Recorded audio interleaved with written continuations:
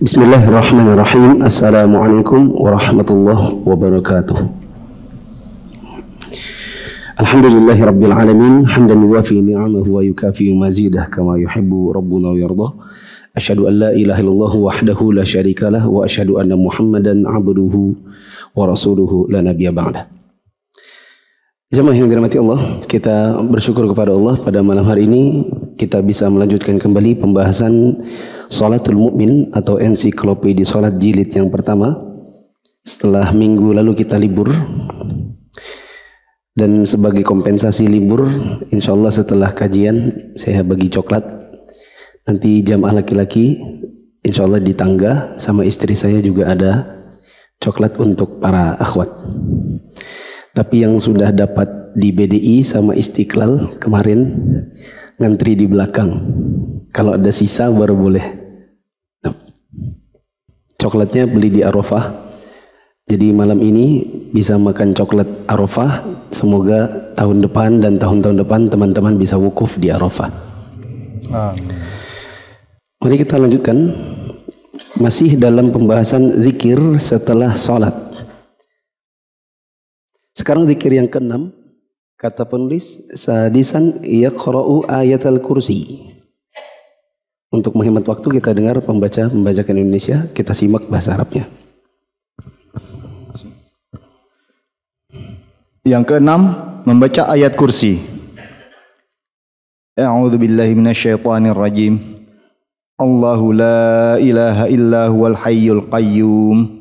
لا تأخذه سنة ولا نوم له ما في السماوات وما في الأرض من ذا الذي يشفع عنده إلا بإذنه يعلم ما بين أيديهم وما خلفهم ولا يحيطون بشيء من علمه إلا بما شاء وسع كرسيه السماوات والأرض ولا يؤوده حفظهما وهو العلي العظيم.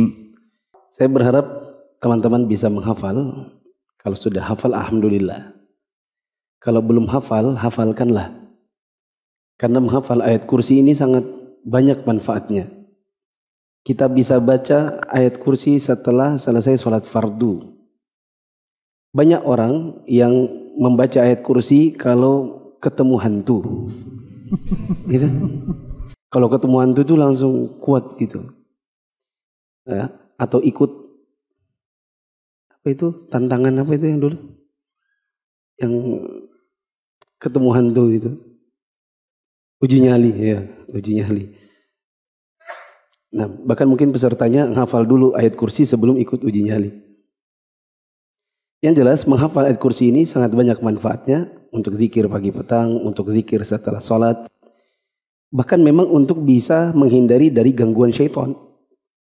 Sebagaimana dalam hadis riwayat Bukhari, ketika Abu Hurairah bertemu dengan syaitan 3 kali. Ya, di pertemuan pertama dan kedua ditangkapnya syaitan itu. Kemudian syaitan itu minta untuk dilepas, dan maka dilepas. Malam 1 dan malam 2. Malam 3 ketika ketangkap lagi, dia minta dilepas. Abu Hurairah kemudian mengatakan, saya tidak akan lepaskan kamu. Karena sudah 3 kali kamu sini mencuri. Maka syaitan itu mengatakan, kalau kamu lepaskan aku akan ajarkan kamu satu ayat yang kalau ayat ini kamu baca, maka syaitan-syaitan tidak akan berani mengganggumu. Nah, tergoda dengan iming-iming ilmu, maka Abu Hurairah kemudian melepaskan syaitan ini. Lalu syaitan itu mengajarkan apa? Ayat kursi. Ya, kemudian esoknya Abu Hurairah lapor kepada Nabi, maka Nabi mengatakan, fa innahu qad sadaqaka wa huwa kadzub. Itu syaitan adalah pembohong, tapi dalam perkara ini dia benar, dia jujur kepadamu. Berarti perkataan syaitan bahwa ayat kursi ini bisa menghindarkan seseorang dari gangguan syaitan itu benar. Ya. Maka sayang kalau kemudian seorang penuntut ilmu tidak hafal ayat kursi. Sayang kalau tidak hafal ayat kursi. Nah, lanjut.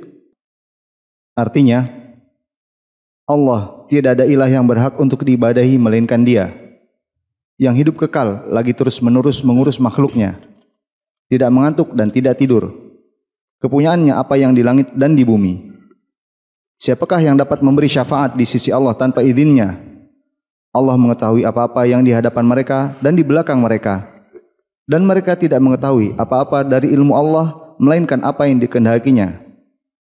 Kursi Allah meliputi langit dan bumi, dan Allah tidak merasa berat memelihara keduanya. Dan Allah Maha Tinggi lagi Maha Besar. Surat Al-Baqarah ayat 255. Hal itu didasarkan pada hadis Abu Umamah radhiyallahu anhu.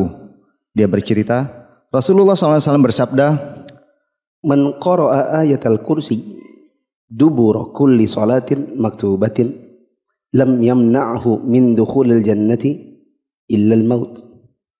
Artinya, barang siapa membaca ayat kursi setiap selesai salat wajib, maka tidak ada yang menghalanginya untuk masuk surga kecuali kematian. At-Tabrani menambahkan, juga qul huwallahu ahad.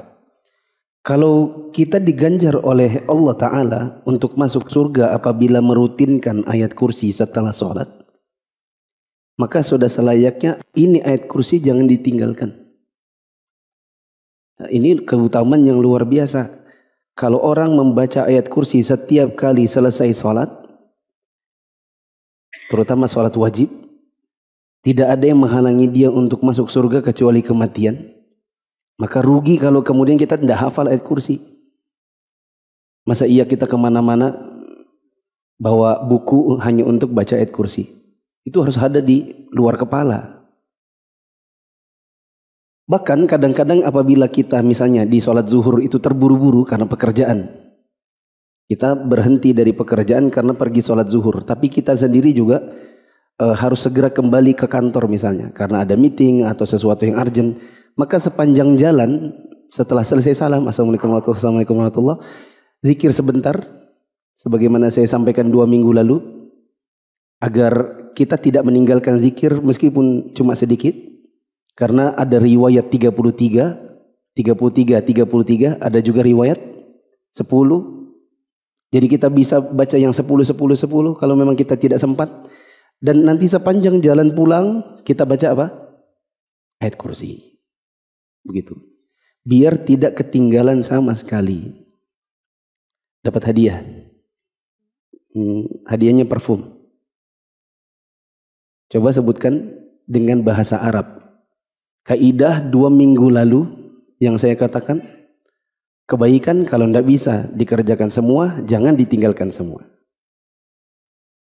Ada yang sudah hafal? Tidak ada. Kalau tidak ada biar ada. Tidak apa-apa Ustaz. Ma la yudraku kulluh la yudraku julluh. Atau ma la yudraku kulluh la yudraku kulluh. Kebaikan apabila tidak bisa dikerjakan semua, maka jangan ditinggalkan semua. Kita tidak bisa yang 33, kita pakai yang 10. Tidak bisa lama berzikir setelah selesai sholat karena sebuah pekerjaan. Jangan pula sepanjang pulang ada kesempatan untuk jalan kaki, kita hilangkan kesempatan itu untuk membaca ayat kursi. Insya Allah hadiahnya nyusul. Nah. Lanjut. Yang ketujuh, membaca 3 mu'awwidzat, yaitu surat Al-Ikhlas atau Qul huwallahu ahad, Al-Falaq atau Qul a'udzu birabbil falaq, dan An-Nas atau Qul a'udzu birabbin nas setiap selesai salat. Berikutnya adalah zikir yang ketujuh. Kata penulis sabi'an yaqra'u al-mu'awwidzat ats-tsalath. Membaca al-mu'awwidzat yang 3, yaitu Al-Ikhlas, Al-Falaq, dan An-Nas. Dibaca setelah selesai sholat. Apa dalilnya? Yang demikian itu didasarkan pada hadis Uqbah bin Amir radhiyallahu anhu. Dia bercerita, Rasulullah SAW pernah menyuruhku untuk membaca mu'awwidzat setiap selesai sholat. 6. Saya kira jelas ya. Jadi setelah astagfirullah, astagfirullah, astagfirullah, Allahumma anta salam wa minka salam sampai selesai. Kemudian subhanallah 33 atau 25 atau 11 atau 10. Kemudian alhamdulillah 33, Allahu Akbar 33 atau 25 atau 10. Kemudian apa lagi?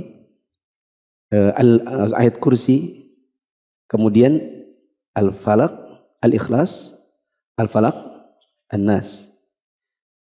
Kelanjutannya yang ke-8. Kedelapan, membaca doa berikut ini 10 kali setelah salat subuh dan salat maghrib. Dikoreksi dulu, itu bukan doa tapi itu zikir. Itu bukan doa tapi zikir. Membaca zikir berikut ini. Nanti tim korektor tolong di posting di grup. Yaitu la ilaha illallah. Coba ikuti. La ilaha illallah. Wahdahu la syarikalah. Lahul mulku wa lahul hamdu. Yuhyi wa yumit. Biyadihil khair. Wa huwa ala kulli syai'in qadir. Dibaca berapa kali? 10 kali. Setelah selesai salat subuh dan salat maghrib. Apa arti zikir ini?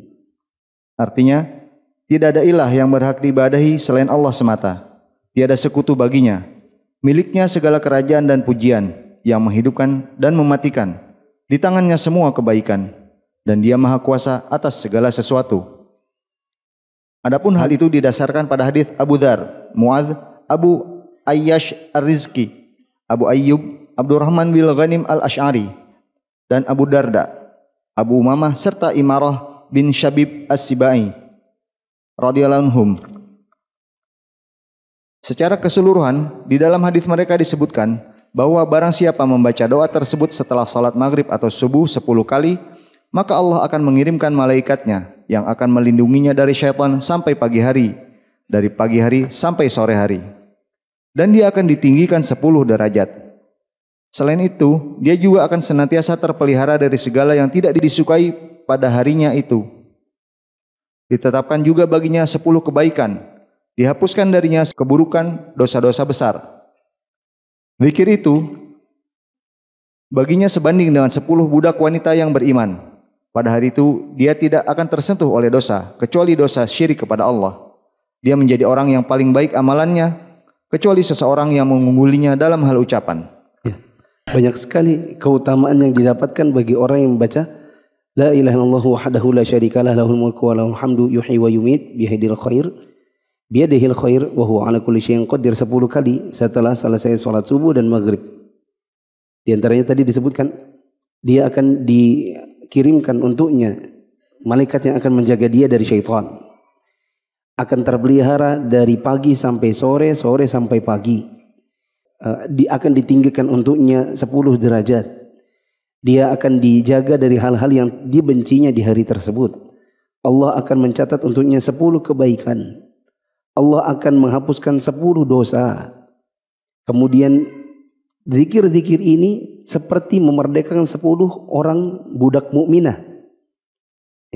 Dan dia akan terbebas dari dosa di hari itu kecuali dosa syirik.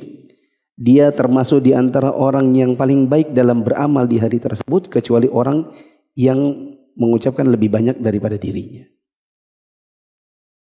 Nah. Zikir yang ke-9. Tapi ini bukan zikir melainkan doa. Ke-9 adalah doa Allahumma, coba sama-sama. Inni as'aluka ilman nafi'an wa rizqan thayyiba wa amalan mutaqabbala. Artinya? Yang artinya, ya Allah, sesungguhnya aku memohon kepadamu ilmu yang bermanfaat, rezeki yang baik, dan amal perbuatan yang diterima. Nah, ini 3 hal yang kita sangat butuhkan setiap harinya, teman-teman. Kita butuh ilmu yang bermanfaat. Kalau orang jahil tidak dapat ilmu dari Allah Ta'ala, kasihan. Contoh, baru dengar kemarin pagi dalam salah satu sesi tanya jawab ada pertanyaan, Ustadz, saya menikah sama suami sudah belasan tahun, Dan dalam pernikahan kami sudah tak terhitung berapa kali suami ngucap talak. Padahal kuota talak buat laki-laki itu berapa? Maksimal 3. Ini tidak terhitung katanya. Berapa kali dia ucap talak. Nanti habis talak rujuk. Rujuknya cuma sekedar berhubungan. Talak nanti ketawa-ketiwi berhubungan. Udah nggak terhitung katanya. Padahal kalau kita mengembalikan kepada hukum syar'i di luar dari fatwa, kalau hukum syar'i standarnya adalah laki-laki itu jatahnya cuma 3 kali. Lebih dari itu maka istrinya sudah bukan istrinya lagi.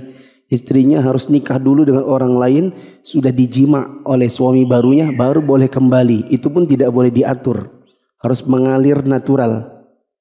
Tidak boleh pakai perjanjian. Nah, apa kata Ustadz yang ditanya? Ini adalah gambaran tentang pasangan suami istri yang tidak memiliki ilmu. Kalau dia berilmu, tentu dia akan tahu tentang hukum-hukum berkaitan dengan perceraian. Nah, kita membutuhkan ilmu yang bermanfaat, maka kita minta setiap hari dengan doa ini. Allahumma inni as'aluka ilman nafi'a. Kita butuh juga setiap hari rizqan thayyibah. Karena kalau kita berangkat keluar dari rumah pulang bawa rezeki yang haram, maka kita tanggung dosa kita. Kemudian kita juga memberikan makan haram ini kepada anak dan istri kita. Kemudian kita juga butuh amalan mutaqabbala, yaitu amal yang diterima. Jangan sampai seseorang sudah letih untuk beramal, bangun subuh, ditutup dengan ibadah di malam hari yaitu salat isya. Ternyata salat-salatnya tidak ada yang diterima. Sedekahnya tidak ada yang diterima. Maka kita meminta kepada Allah 3 hal ini. Ilmu bermanfaat, rezeki yang baik dan halal, dan juga amal yang diterima. Kapan dibaca ini?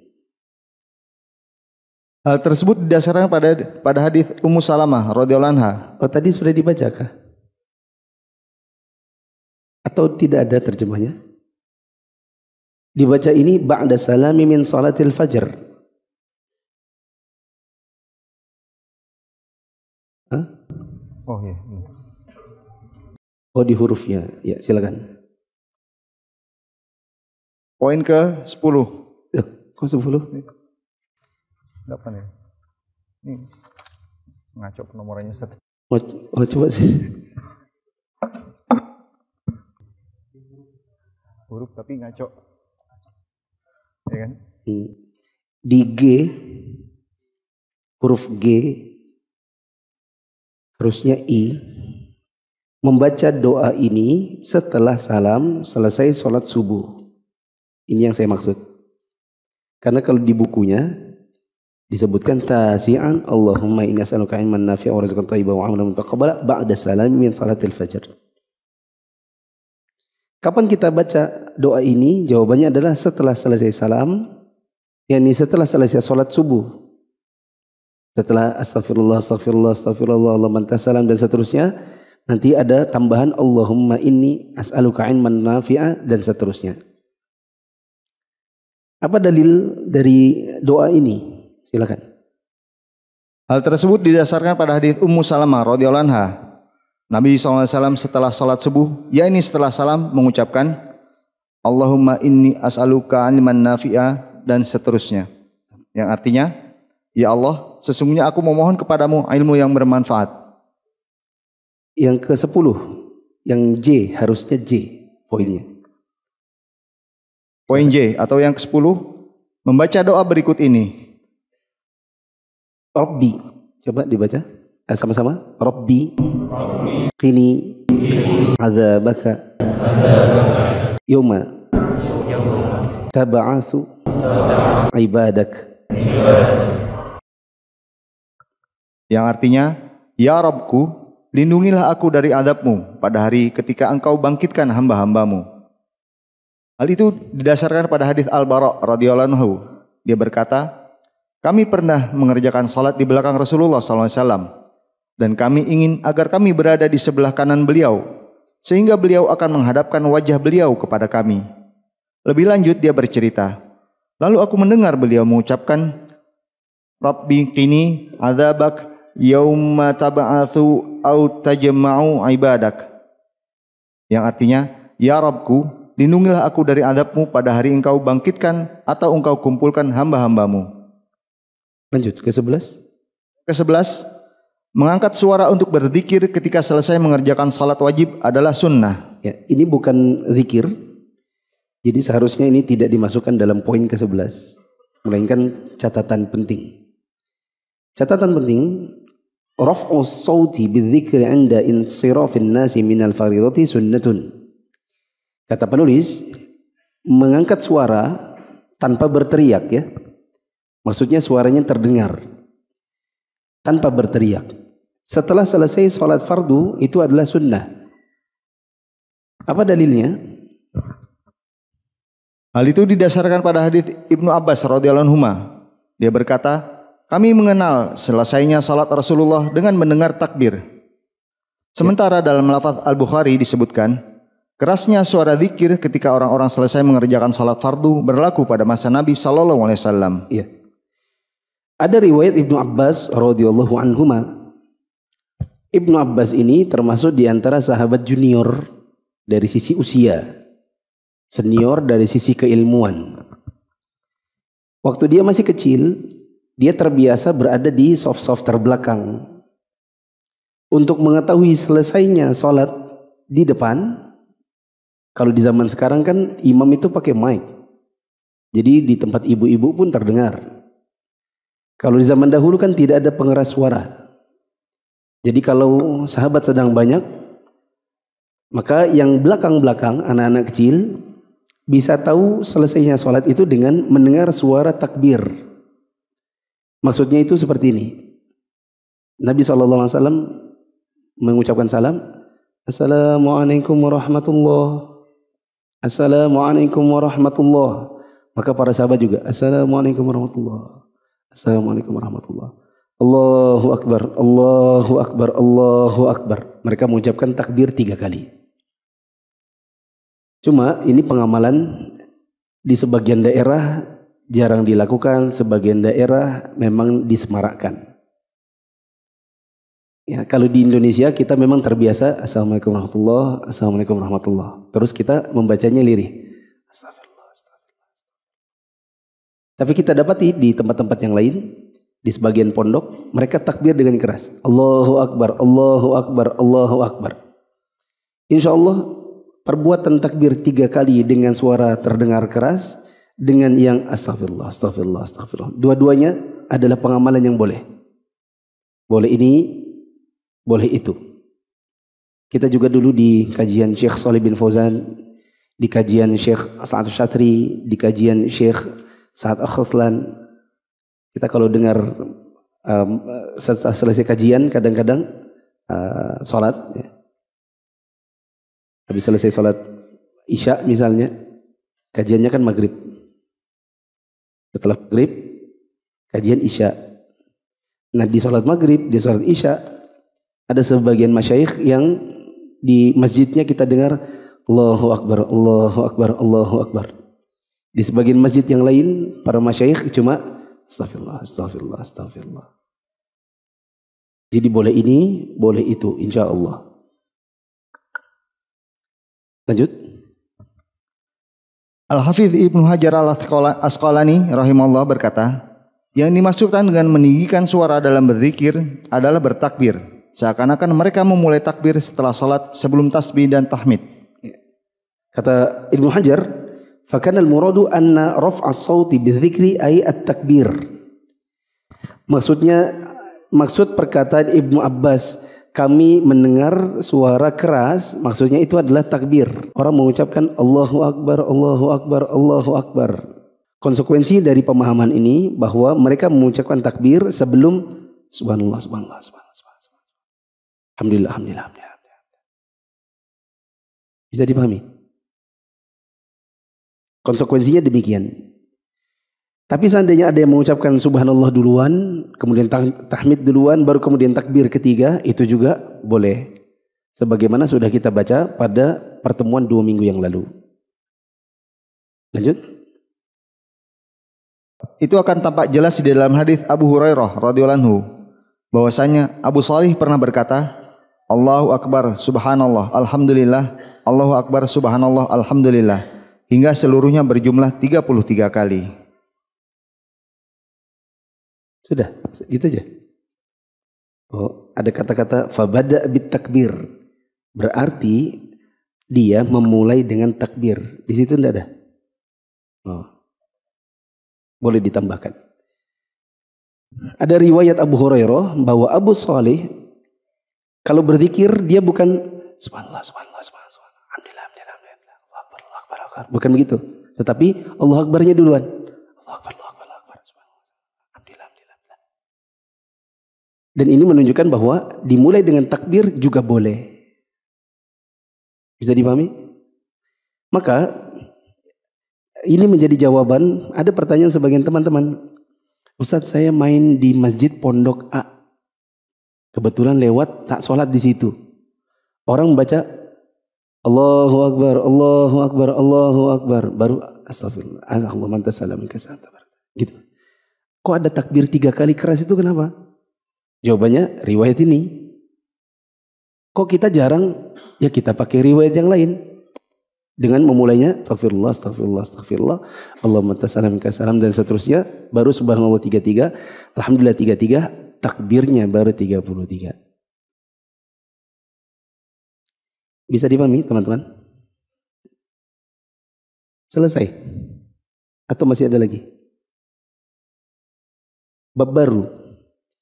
Di buku yang saya pegang ini ternyata bukan bab baru, masih ada lagi. Ya, yaitu setelah zikir maka sholat sunnah rawatib.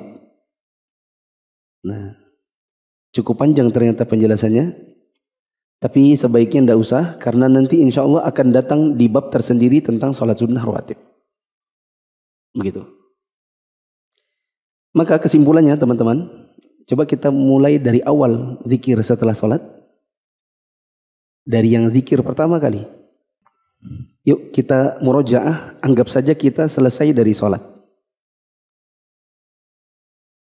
Assalamualaikum warahmatullahi wabarakatuh. Assalamualaikum warahmatullahi wabarakatuh. Yuk kita baca sama-sama. Astaghfirullah, astaghfirullah, astaghfirullah. Allahumma anta salam, wa minka salam. Tabaraka ya dzal jalali wal ikram. Terus la ilaha illallah wahdahu la syarika lah. Lahul mulku wa lahul hamdu wa huwa ala kulli syai'in qadir. Dibaca berapa kali? 3 kali. Terus dibacaan C. La ilaha illallah wahdahu la syarika lah.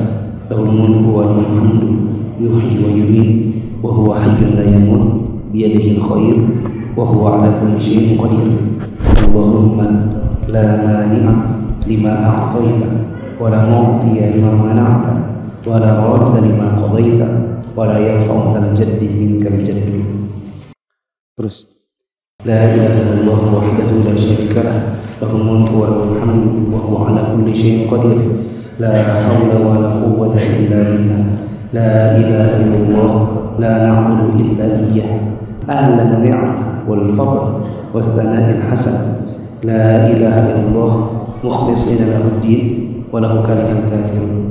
Kemudian subhanallah berapa kali? Berapa kali? Atau 25 atau 10. Lalu alhamdulillah berapa kali? 33 atau 25 atau 10. Kemudian takbir Allahu Akbar berapa kali? 33 atau 25 atau 10. Boleh juga bukan 33 tetapi langsung sepaket sebanyak 33. Subhanallah, alhamdulillah, Allahu Akbar 1. Subhanallah, alhamdulillah, Allahu Akbar 2 sampai 33. Jadi boleh dipisah-pisah, boleh langsung disambung. Variasinya banyak, kita lompati saja. Setelah itu ayat kursi. Sama-sama. Halaman 318. Sama-sama. Allahu la ilaha illa huwal hayyul qayyum. La ta'khudhuhu sinatun wa la nawm. Lahu ma fis samawati wa ma fil ardh. Ma dzal ladzi yashfa'u 'indahu illa bi idhnihi.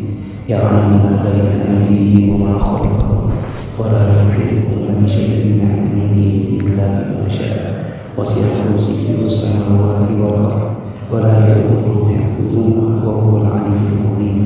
Terus baca apa? Al-Ikhlas, Al-Falaq, An-Nas. 1, 2, 3. Bismillahirrahmanirrahim. Qul huwallahu ahad, Allahus samad, lam yalid wa lam yulad wa lam yakul lahu kufuwan ahad. Terus Bismillahirrahmanirrahim. Qul a'udzu birabbil falaq, min syarri ma khalaq, wa min syarri ghasiqin idza waqab, wa min syarri nafatsati fil 'uqad, wa min syarri hasidin idza hasad. An-Nas. Bismillahirrahmanirrahim. Qul a'udzu birabbin nas, malikin nas, ilahin nas, min syarri waswasil khannas, alladzi yuwaswisu fi sudurin nas, minal jinnati wan nas. Lanjut yang bawahnya. La ilaha illallah wahdahu la syarika lah, lahul mulku wa lahul hamdu, yuhyi wa yumiit, biyadihil khair wa huwa ala kulli syai'in qadir. Ini dibaca berapa kali?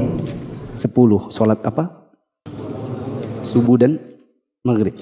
Lanjut di bawahnya. Allahumma inni as'aluka ilman nafi'an wa rizqan thayyiban wa amalan mutaqabbala. Ini dibacanya untuk salat subuh. Lanjut. Rabbi qini adzabaka yawma tab'atsu ibadak. Nah.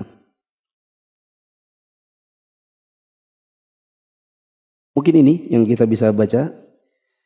Catatan boleh dicatat dekat situ. Catatan. Variasi zikir ini boleh dibaca semua, boleh dipilih. Variasi bacaan zikir-zikir ini boleh dibaca semua, boleh dipilih. Maksud saya dipilih adalah misalnya kadang-kadang kita terburu-buru. Entah pekerjaan, entah jadwal penerbangan, entah karena kita sedang safar, entah karena kita rombongan. Ya, sehingga kita tidak mungkin memaksakan diri untuk membaca panjang-panjang sementara orang lain menunggu. Begitu. Maka boleh dipilih. Kalau cuman astagfirullah, astagfirullah, astagfirullah, mantasalam kasalam, kemudian subhanallah, subhanallah cuma 10-10 aja. Kemudian ayat kursi langsung pergi, boleh. Ya. Jadi boleh dibaca semua, boleh dipilih. Catatan kedua, kalau tidak bisa 33, maka baca 25 atau 10. Bila tidak bisa 33, maka baca yang 25 atau 10.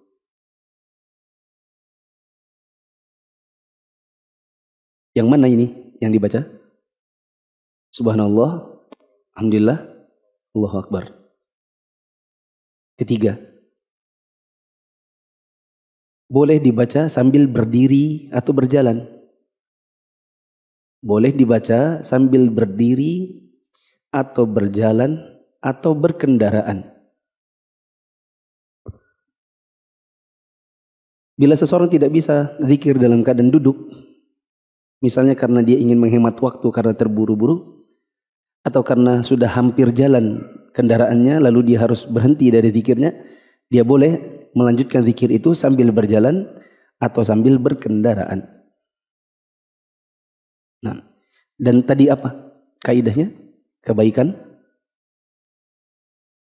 Ayo, jangan sampai nanti Arabnya ndak hafal, Indonesianya ndak hafal juga. Apa tadi? Kebaikan. Jika tidak bisa dikerjakan semua, jangan ditinggalkan semua. Apa bahasa Arabnya?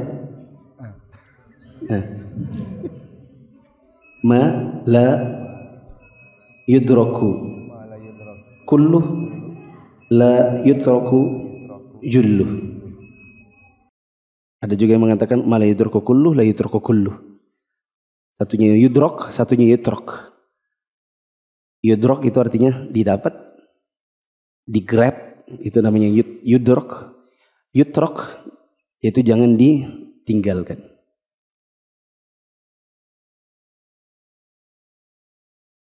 Sebenarnya kaidahnya bunyinya adalah apa-apa yang tidak bisa didapatkan semua, jangan ditinggalkan semua. Tapi saya langsung menerjemahkan apa-apa ini kepada kebaikan. Karena jangan sampai kaidah ini dipakai juga buat keburukan. Ya. Misalnya dia punya beberapa pos riba. Dia bilang kalau tidak bisa didapat semua, jangan ditinggalkan semua. Tapi itu riba melulu. Ya kan? Kaidah ini tidak bisa dipakai buat keburukan. Makanya dalam kaidah ini saya langsung tafsir kebaikan. Karena tidak mungkin keburukan dipakai untuk kaidah ini. Anda baru hijrah dan bingung belajar Islam dari mana?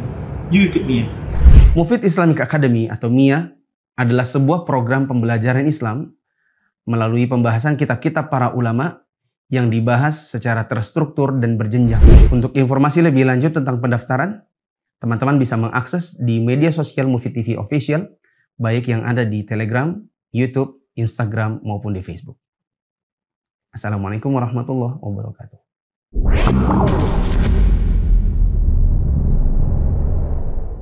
Ikut MIA, belajar agama jadi lebih menyenangkan dan bersumber dari kitab para ulama. Ingin belajar agama secara bertahap?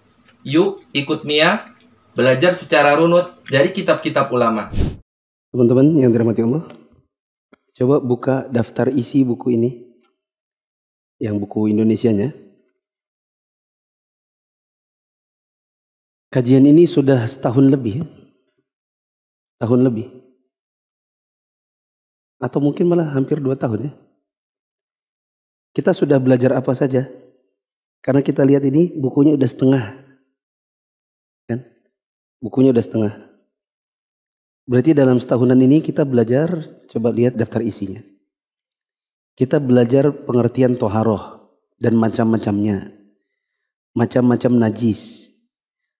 Tentang air kencing dan kotoran manusia, darah haid, jilatan anjing, darah mengalir, daging babi, bangkai, air wadi, air madhi, air mani, binatang jalalah, tikus, kencing binatang yang tidak boleh dimakan dagingnya. Bagaimana kalau kita sholat dan di pakaian atau badan atau tempat kita ada najis? Lalu kita baru tahu hal itu. Tentang khomer. Sampai pada masalah, ada yang ingat? Kalau kita bahas khomer dalam bab toharoh, sampailah kita juga sampai masalah kekinian. Di antaranya masalah parfum beralkohol. Bolehkah pakai parfum beralkohol? Kemudian tentang sunnah fitrah, yaitu sunat atau khitan. Mencukur bulu kemaluan, mencabut bulu ketiak, memotong kuku, mencukur kumis, memanjangkan jenggot, atau membiarkan jenggot, bersiwak, istinsyak, istinja, etika buang hajat, tentang wudu, apa yang mewajibkan wudu, keutamaan wudu, cara wudu, fardu, syarat, sunnah wudu, pembatal wudu. Kita sudah bahas mengusap khuf, mengusap penutup kepala, dan mengusap perban. Bagaimana kalau kita mau berwudu tapi di badan kita ada perban, ada pembalut, ada plester dan lain-lain. Kita sudah bahas mandi junub. Apa yang mengharuskan kita mandi junub? Apa yang tidak boleh dikerjakan saat junub? Bagaimana cara mandi junub? Dan apa mandi yang sunnah dengan cara seperti mandi junub? Kemudian tentang tayammum. Kapan kita boleh tayammum? Bagaimana cara tayammum? Kita sudah belajar haid, nifas, istihadah, dan beser. Atau tidak bisa menahan kencing atau tidak bisa menahan BAB. Kita sudah bahas tentang istihadah, membahas tentang solat, hukum solat, kedudukan solat, keistimewaan solat, hukum meninggalkan solat, keutamaan solat, tentang azan dan iqamah, tentang syarat solat, tentang tata cara solat, dan diakhiri dengan zikir setelah solat. Maka ini sebuah keutamaan yang besar, apalagi kalau kita mengikuti kajian ini tanpa putus, ya, dan semoga Allah memberikan kepada kita pahala yang lebih baik, yang lebih sempurna dalam solat-solat yang kita kerjakan karena kita mempelajarinya secara mendetail. InsyaAllah di pertemuan-pertemuan berikutnya kita akan bahas rukun wajib solat dan sunnah solat, yang dimakruhkan dan yang membatalkan solat, sujud sahwi, solat sunnah, dan solat jamaah. Maka selesailah kajian jilid 1 ini. Ada pertanyaan?